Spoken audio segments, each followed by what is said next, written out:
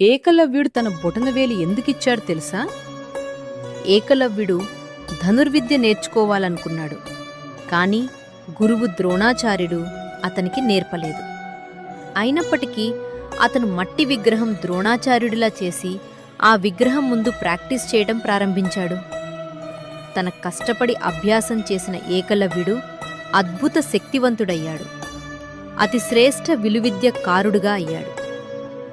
ద్రోణాచార్యుడు తెలుసుకున్నప్పుడు అతను అడిగాడు, నా అర్జునుని అత్యుత్తమ విలువిద్యకారుడుగా ఉంచటానికి నీ కుడిచేతి బొటనవేలిని గురుదక్షిణగా నాకివ్వు.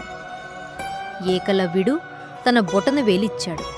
కాని అది అతని నైపుణ్యాన్ని, పట్టుదలని తగ్గించలేకపోయింది. భక్తి, కట్టుదల మరియు గురువు పట్ల విశ్వాసం మన జీవితంలో కూడా అద్భుతాలు చేస్తాయి.